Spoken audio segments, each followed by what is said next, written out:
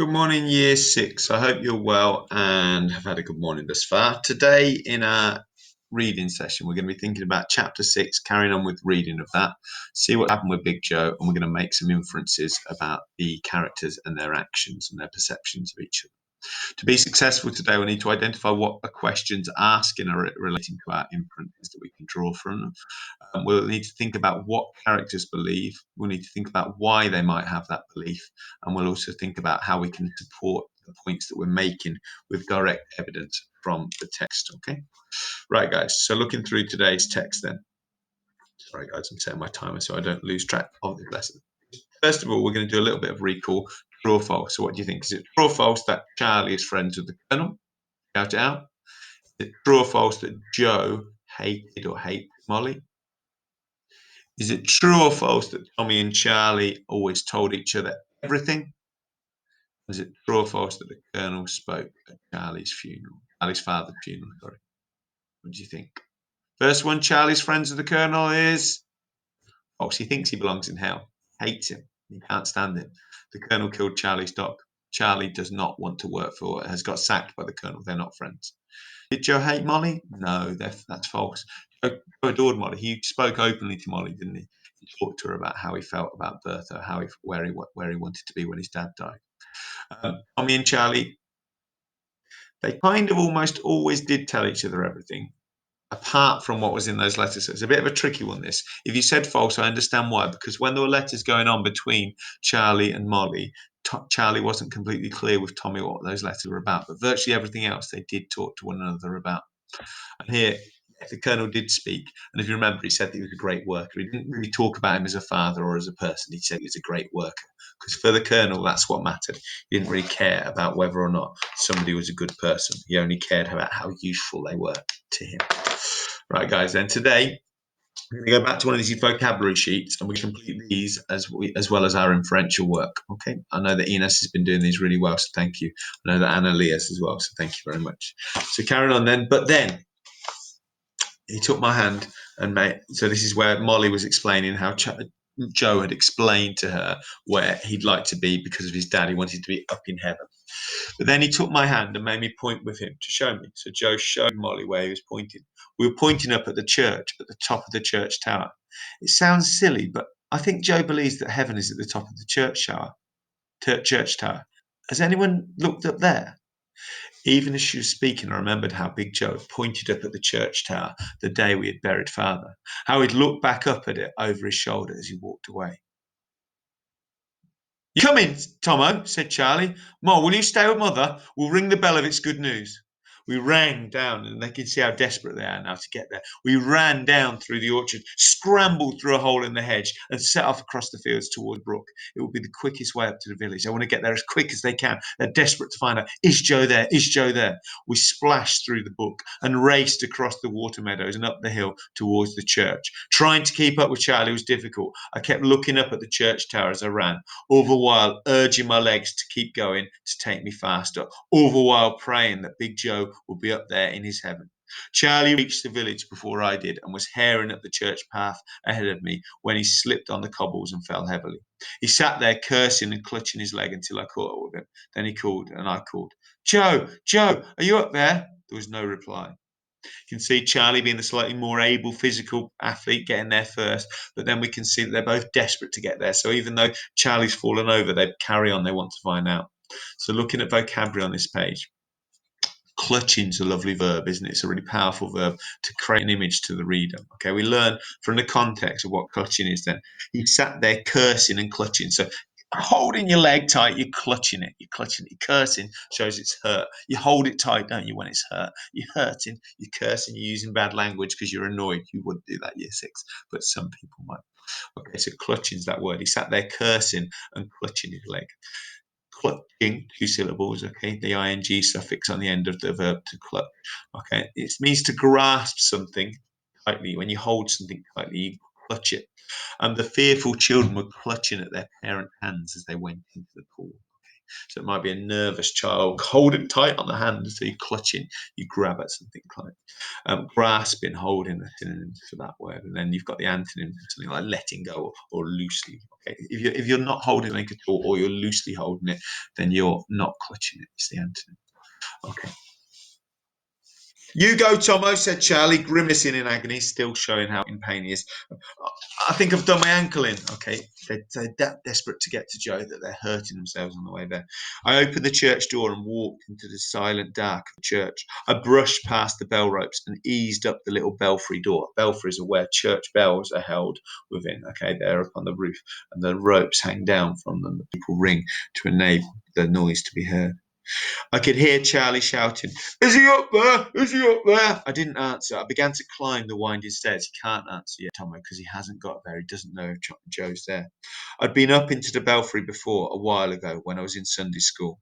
I'd even sung up there in the choir one Ascension Day at dawn when I was little. So he'd been there before, Tomo, so he knew where to look. I dreaded those steps then and I hated them again now. So before he obviously didn't like going to church, he didn't enjoy being in the choir, and now he's dreading them. Why do you think he's dreading them now? What is it about this visit to the church that he's dreading? Yeah, I think so too. I think he's worried about what he might find there. He's not convinced he'll find Joe alive. He doesn't want to find his brother dead. The slit windows let in only occasional light. The walls were slimy about me and the stairs uneven and slippery. The cold and the damp, the dark closed in on me and chilled me as I felt my way upwards and onwards. As I passed the silent hanging bells, I hoped with all my heart that one of them would be ringing soon. 95 steps I knew there were. With every step, and he knows that from his past, he counted the number of steps up there before. With every step, I was longing to reach the top, to breathe the bright air again, longing to find Big Joe. The door to the tower was stiff and would not open. I pushed it hard, too hard, and it flew open, the wind catching it suddenly. I stepped out into the welcome warmth of day, dazzled by the light. At first glance, I could see nothing. But then there he was. Big Joe was lying curled up under the shade of the parapet. He seemed fast asleep, his thumb in his mouth as usual. Seemed fast asleep. As readers, we still don't know what's happened. I didn't want to wake him too suddenly. When I touched his hand, he did not wake. When I shook him gently by the shoulder, he did not move. We don't know yet, do we? As we look on that page, that word longing appears, doesn't it? With every step, I was longing to reach the top. That word longing, then, think is keen to or not keen to. Think about that sentence where it is for the book quote. Think about the number of syllables that the ing verb has. Think about how you might define it. Is he keen to? Is he not keen to? Look at the context within it's written. Sorry, guys, it's a bit fuzzy on the screen here. Get your copies out. He was cold to my touch and pale, deathly pale. I couldn't tell if he was breathing or not, and Charlie was calling up at me from below. I shook him again, hard this time, and screamed at him in fear and panic. "Wake up, Joe! For God's sake, wake up!" You can see how desperate he is. I knew then that he wouldn't, that he'd come up here to die. He knew you had to die to go to heaven, and heaven was where he wanted to be with Bertha again, with Father too. When he stirred a moment later, I could hardly believe it. He opened his eyes, he smiled. "Ha, Tomo," he said. "Hungry, hungry, hungry, hungry." They were the most beautiful words I'd ever heard. I sprang to my feet and leaned out over the parapet. Charlie was down there on the church path looking up at me. "We've found him, Charlie," I called down. "We've got him. He's up here. He's all right."